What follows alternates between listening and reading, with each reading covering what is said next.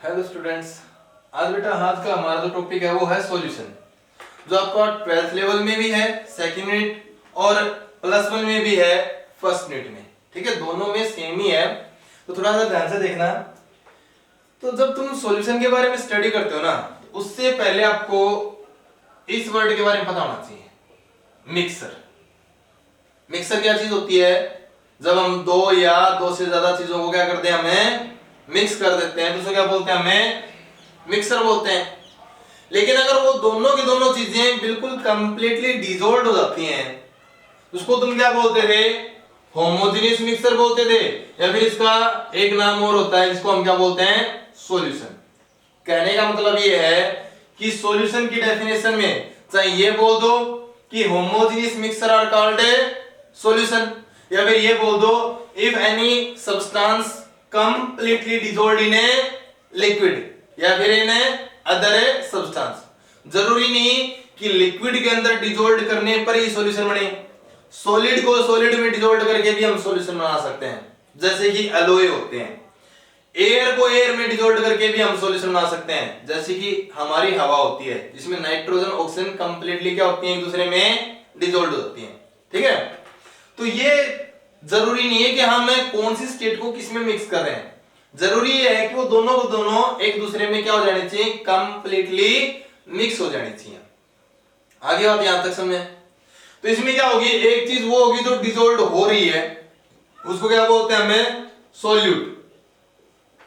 एक वो चीज होगी जो डिसॉल्व कर रही है, उसका नाम क्या होता है? सॉल्वेंट। यहां तक समझा?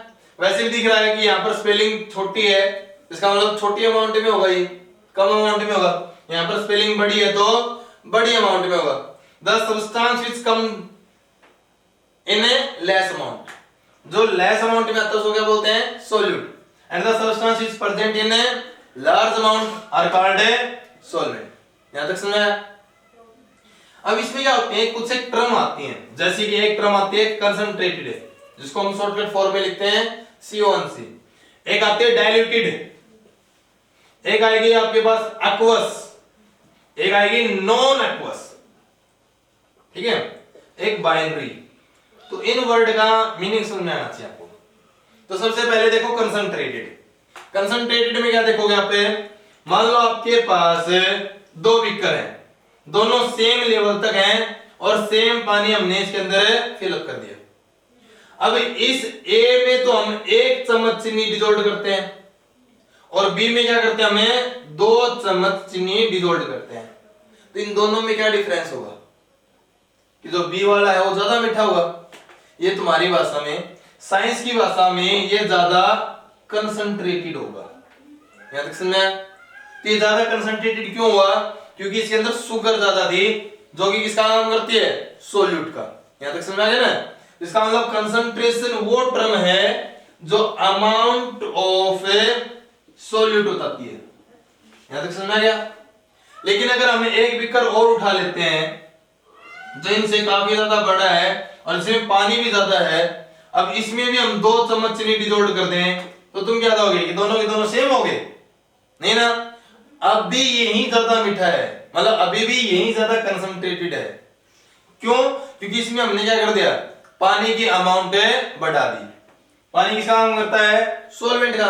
तो जब हम सॉल्वेंट की अमाउंट बढ़ा देते हैं ना, तो कंसंट्रेशन डिक्रीज हो जाती है, या फिर दूसरी भाषा में कहें तो डाइल्यूशन इंक्रीज हो जाती है। तो डाइल्यूशन क्या होती है? जो अमाउंट ऑफ सॉल्वेंट बताती है। आगे बात समझे? आगे आता है एक्वस। एक्वस क्या होता है कि हम बहुत सारी चीजों को डिसॉल्व करते हैं। किसमें करते हैं? पानी के अंदर डिसॉल्व करते हैं, चाहे वो नमक की बात है या फिर मान लो किसी और कलर की बात है। ज्यादातर चीजें हम किसमें डिसॉल्व करते हैं? पानी के अंदर। तो अगर किसी भी सॉल्यूशन के अंदर सॉल्वेंट का काम है वाटर करता है, तो उसको हम क्या बोलते हैं? Aqueous solution. अब फॉर एग्जांपल है, हमने नमक को पानी में डिसॉल्व कर रखा है, तो हम उसको क्या लिखेंगे? Aqueous solution of NaCl। आगे बात समझे? लेकिन पानी को छोड़कर और भी तो बहुत सारे लिक्विड बच गए, बेंजीन बच गया, या फिर आपका कोई भी ऑयल बच गया, मिल्क बच गया, जितने भी लिक्विड है। अगर हम उन लिक्विड के अंदर चीज को डिसॉल्व करते हैं, किसी सब्सटेंस को डिसॉल्व करते हैं, तो उसको क्या बोलते हैं हमें? Non aqueous. यहां तक समझा गया? अब बात आती है बाइनरी सॉल्यूशन की। तो बाइनरी क्या होते हैं? जिसके अंदर सिर्फ और सिर्फ एक ही टाइप के सोल्यूट प्रेजेंट होते हैं, वो क्या बोलते हैं हमें? Binary solution. ठीक है। अब बात आती है कि जो कंसंट्रेशन थी वो बी की ज्यादा थी। कितनी ज्यादा है भाई? ये तो नहीं बोल सकते ना भाई ये डबल है या ट्रिपल है भाई, हमें कैसे पता चलेगा इसका? तो इस कंसंट्रेशन निकालने के हमारे पास 5 मेथड होते हैं। वो कौन से होते हैं वो करवाते हैं। सबसे पहला मेथड होता है परसेंटेज। परसेंटेज बाई मास भी निकाल सकते हैं, परसेंटेज बाई वॉल्यूम भी निकाल सकते हैं। लेकिन आपने परसेंटेज का नाम सुना होगा। परसेंटेज कैसे निकालते हैं हमें? जैसे कि किसी भी क्लासरूम में वो निकालनी हो परसेंटेज, तो जितने नंबर्स आपने ऑब्टेन्ड किए हैं divide by total number of marks, अब मल्टीप्लाई बाई क्या करते हो तुम्हें? 100। तो यहां पर भी हम परसेंटेज कैसे निकालेंगे?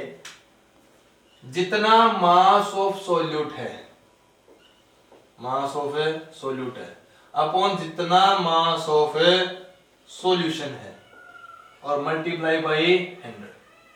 अब ये तो तुम्हें दिया जाएगा ना कि जी हम 20 ग्राम NaCl को 1 किलोग्राम में वाटर के अंदर डिसॉल्व करते हैं, तो बताओ इसमें परसेंटेज बाई मास कैसे निकलेगी? तो अगर 20 ग्राम नमक है वो 1 kg पानी में डिसॉल्व करते हैं, तो ये नमक किसका काम करेगा? सोल्यूट का। 1 kg किसका काम करेगा? सॉल्वेंट का। और इन दोनों को जोड़ देते हैं तो किसका मास निकल जाता है? सॉल्यूशन का, है ना? तो यहां पर क्या आ जाएगा तुम्हारे पास? इतना मास निकल जाएगा किसका? सॉल्यूशन का। तो ऊपर मास ऑफ सोल्यूट, नीचे mass of solution, multiply by 100, क्या निकल जाती है? Percentage by mass. ठीक है। अब बात आती है कि इसके ऊपर सीधा न्यूमेरिकल नहीं आता, इसमें एक अलग टाइप से क्वेश्चन देते हैं, उसका तुम्हें मीनिंग समझाना चाहिए। मान लो तुम्हारे पास आ जाता है कि we have a 20% by mass aqueous solution of NaCl।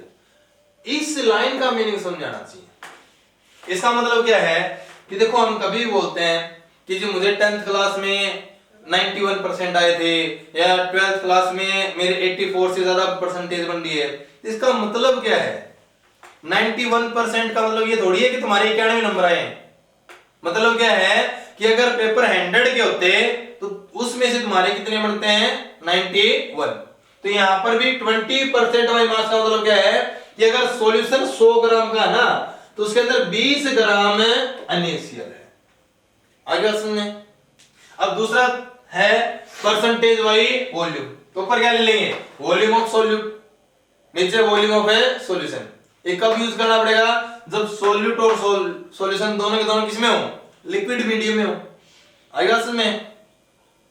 तो यहां पर एक चीज और आती है कि परसेंटेज बाई मास की अगर तुम्हारे पास कोई यूनिट पूछे तो वहां पर क्या लिखनी है अपने? यूनिट लेस, क्योंकि ऊपर भी मास है नीचे भी मास है, तो मास से मास क्या आ जाएगा?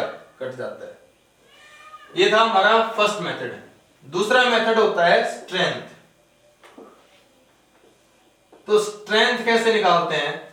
स्ट्रेंथ निकालते हैं भाई mass of solute in gram upon volume of solution in litre.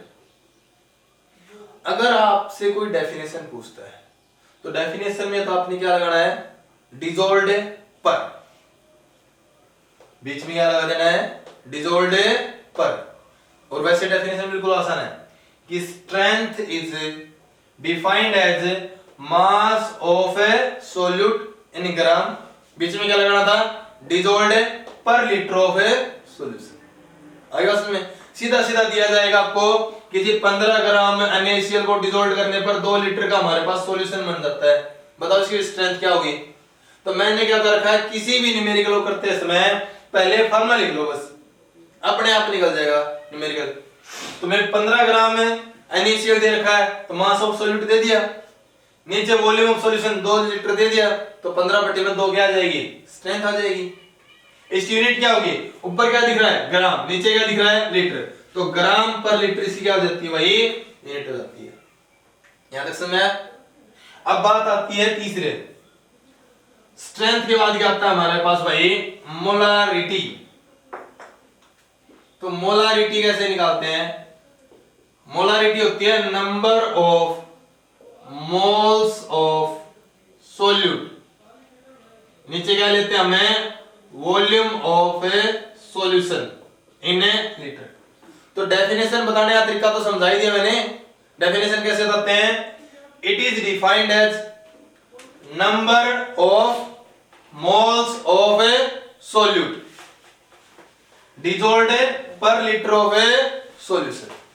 आगे समझ में? बीच में क्या लगाना हमने भाई, डिसॉल्व्ड पर।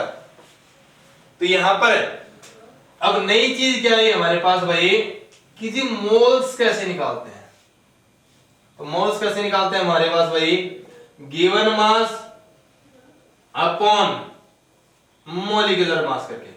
जैसे कि स्ट्रेंथ में अभी एक न्यूमेरिकल दिया था कि भाई मान लो हमें 15 ग्राम NaCl को डिसॉल्व करके 2 लीटर का क्या बना रहे हैं, सॉल्यूशन बना रहे हैं। अब इस केस में तुम्हारे पास क्या पूछता है, स्ट्रेंथ की बजाय मोलारिटी पूछता है। तो मैंने क्या आता है, फॉर्मूला लिख लो, बस पुट करते जाओ जी। यहां पर वॉल्यूम ऑफ सॉल्यूशन चाहिए, अगले वाले ने दे तो रखा 2 लीटर जी। हमें मोल्स चाहिए, मोल्स ऑफ सॉल्यूट। तो मोल्स का तुम्हें फॉर्मूला पता है, यहां पर मोल्स ऑफ NaCl कैसे निकालोगे, गिवन मास कितना दे रखा है, 15 ग्राम upon molecular mass of NaCl। Molecular mass कैसे निकालेंगे, सोडियम का मास प्लस क्लोरीन का मास। तो सोडियम का मास कितना होता है भाई, एटॉमिक नंबर 11 है, तो ओड होने के कारण मास कितना हो जाएगा, डबल में 1 ऐड, 11 दूनी 22 और 1 23, प्लस क्लोरीन का मास कितना होगा जी, इसका एटॉमिक नंबर भी 17 ओड है, तो मतलब इसका मास भी डबल में 1 ऐड कर देंगे, 17 दूनी 34 और 1 35। लेकिन हम इसकी करेक्ट वैल्यू कितनी होती है, 35.5।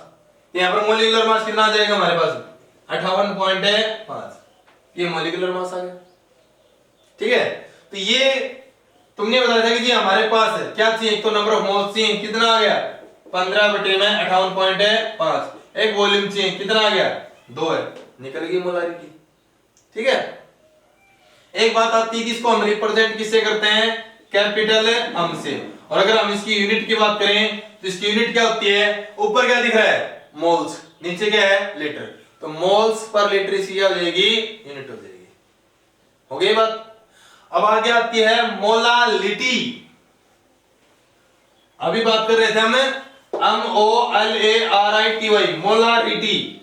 अब बात करेंगे हमें मोलालिटी। तो जो मोलालिटी होती है वो किसके बराबर होती है, number of moles of solute upon mass of solvent in KG. तो डेफिनेशन में तो तुम्हें तरीका बता रखा है, बीच में क्या लगाना है, डिसॉल्व्ड पर। तो डेफिनेशन कैसे बनाओगे कि molality is defined as number of moles of a solute dissolved per KG of a solvent. हो गई बात। अब यहां पर वही न्यूमेरिकल हम एक ही न्यूमेरिकल चलने देते हैं कि जी 15 ग्राम NaCl डिसॉल्व्ड गया था किसके अंदर, सॉल्वेंट के अंदर, और उसका वॉल्यूम कितना हो गया था 2 लीटर। और उसकी जो डेंसिटी होती है ना वो क्या होती है 1 kg पर लीटर होती है। अब बताओ इसमें मोलारिटी कितनी होगी, तुम क्या दोगे जी, एक तो हमें जी मोल्स ऑफ सॉल्यूट चाहिए, तो मोल्स को निकालने का तरीका अभी बताया है। मोल्स कैसे निकाले थे हमने जी, गिवन मास अपॉन इसका मोलिकुलर मास निकाला था। अब तुम क्या दोगे जी, अगर मास ऑफ सॉल्वेंट और आ जाए तो बात बन जाएगी ना। तो तुम्हें क्या पता है जी, मास ऑफ सॉल्यूट पता है, और क्या पता है जी, वॉल्यूम पता है और डेंसिटी पता है किसकी, सॉल्यूशन की। तो सबको पता होता है डेंसिटी किसके बराबर होता है, मास अपॉन वॉल्यूम। डेंसिटी कितनी है 1, मास कितना है पता नहीं, वॉल्यूम है 2 लीटर। तो यहां पर क्रॉस मल्टीप्लाई करेंगे तो क्या आ जाएगा, मास 2 kg आ जाएगा जी। तो ये तो किसका मास आया है, सॉल्यूशन का। हमें किसका मास चाहिए, सॉल्वेंट का। तो तुम बताते हो ना कि सोल्यूट प्लस सोल्वेंट किसके बराबर होता है? सॉल्यूशन के। तो मास ऑफ सॉल्यूट कितना था? 15 ग्राम। सॉल्वेंट निकालना है, सॉल्यूशन का मास कितना है? 2 kg, मतलब 2000 ग्राम। तो सॉल्वेंट का मास नहीं निकालोगे, उस तरफ ले जाके इसको सब्ट्रैक्ट कर देना, कितना आएगा? 1985। लेकिन ये किस में चाहिए?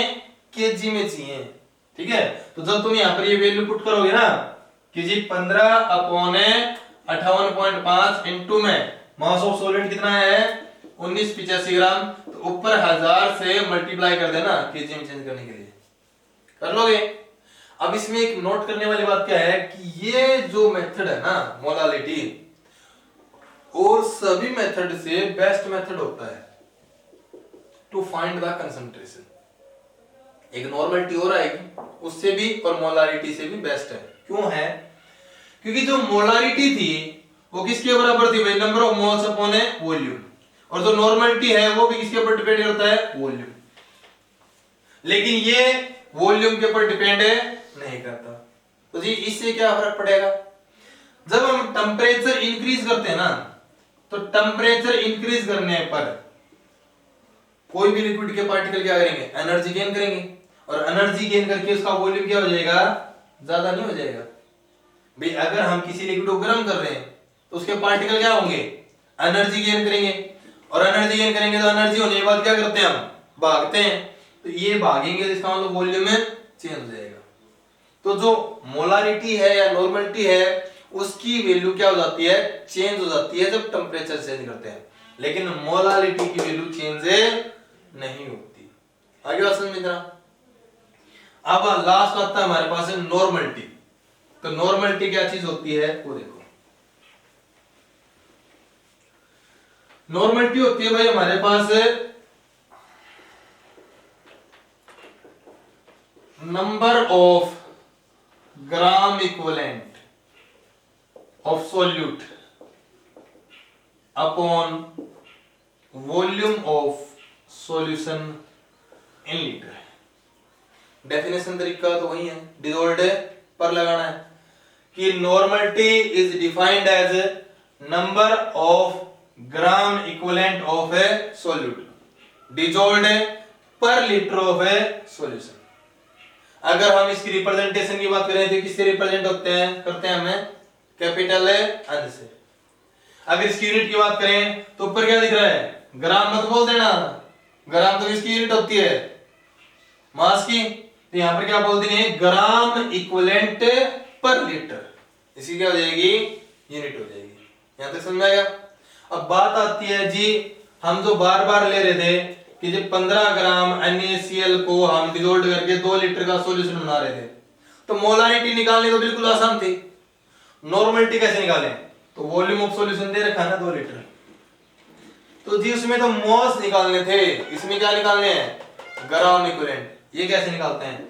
तो जिस बच्चे को मोल्स निकालने आ गए ना वो ग्राम इक्विवेलेंट भी निकाल लेगा। ग्राम इक्विवेलेंट ऑफ सॉल्यूट किसके बराबर होता है? जैसे मोल्स निकालते थे ना, given mass upon molecular mass करके। ये तो जी मोल निकल गए, मॉलिक्यूलर मास को चार्ज से और डिवाइड कर देना, इसको बोलते हैं equivalent mass of a solute. आगे बात सुने। कहने का मतलब ये है कि हम ग्राम इक्विवेलेंट को कैसे निकालते हैं? मोल्स को अगर 60 तो है तो 4 से डिवाइड करके। अगर कोई एसिड है, एसिड के लिए कैसे निकालते हैं? जैसे कि एसिड है जी हमारे पास 10 ग्राम H2SO4 है, 10 ग्राम है H2SO4 है, इसके जी मोल्स निकाल दो। तो मोल्स कैसे निकालते हैं? गिवन मास अपॉन इसका मॉलिक्यूलर मास करके, है ना। तो H2SO4 का मॉलिक्यूलर मास कितना हो जाएगा? हाइड्रोजन का मास प्लस सल्फर का मास प्लस ऑक्सीजन का मास करके जब सभी का मास जोड़ोगे कितना आ जाएगा? 98। ये तो जी मोल्स निकले। हम ग्राम इक्विवेलेंट कैसे निकालते हैं? गिवन मास अपॉन इसका मॉलिक्यूलर मास। अगर एसिड है तो मॉलिक्यूलर मास को किससे डिवाइड करेंगे? बेसिसिटी से। बेसिसिटी क्या होता है कि कोई भी एसिड कितने H पॉजिटिव आयन लॉस करता है। जी HCl में एक H दिखता है तो एक ही H लॉस होगा। H2SO4 में 2 H दिखते हैं तो 2 H लॉस होंगे। H3PO3 में 3 H दिख रहे हैं तो 3 H लॉस होंगे।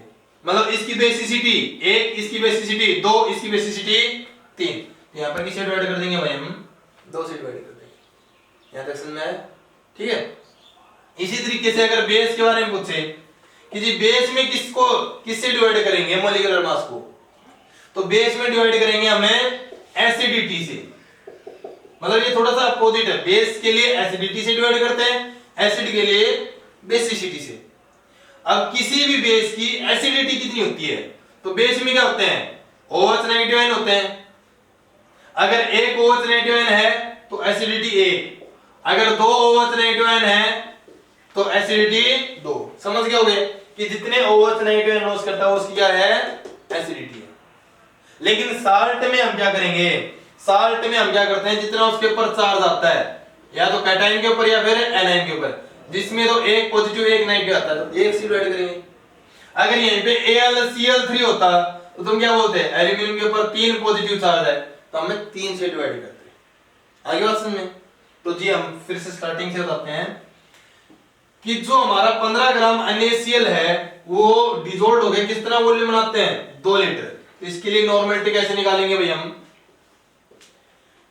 वॉल्यूम है जी 2 लीटर, ग्राम इक्विवेलेंट कैसे निकालते हैं गिवन मास अपॉन उसका मोलिकुलर मास, तो 58.5 आया था ना उसका, ठीक है। और 58.5 को किससे डिवाइड करेंगे जितना कि NaCl के ऊपर चार्ज आता है। कितना चार्ज आता है जी 1 ही आता है तो 1 से डिवाइड कर देंगे। ये क्या निकल जाएगी हमारे पास भाई नॉर्मलिटी। तो ये जी मोलारिटी जैसा सा ही है ना, लेकिन दोनों में फर्क क्या है कि मोलारिटी में क्या होता है given mass upon molecular mass into में वॉल्यूम, लेकिन नॉर्मलिटी में क्या है given mass upon molecular mass upon यहां पर क्या है चार्ज और इनटू में वॉल्यूम। v से v कट जाना है, या फिर थोड़ा बहुत फर्क देखोगे क्या दिखोगे कि यहां पर चार्ज को इस तरफ मल्टीप्लाई कर देते हैं तो ये क्या हो जाती है बिल्कुल इक्वल हो जाती है। तो जो नॉर्मलिटी होती है वो क्या होती है चार्ज मल्टीप्लाई बाई मोलारिटी होती है। तो ये होता है relationship between molarity and normality. ठीक है, तो आज का यहीं तक था टॉपिक। कल हम इसके अंदर जो मोल फ्रैक्शन बचता है और जो बाकी के जो न्यूमेरिकल आते हैं इनमें से किस टाइप के न्यूमेरिकल आते हैं वो करवाएंगे।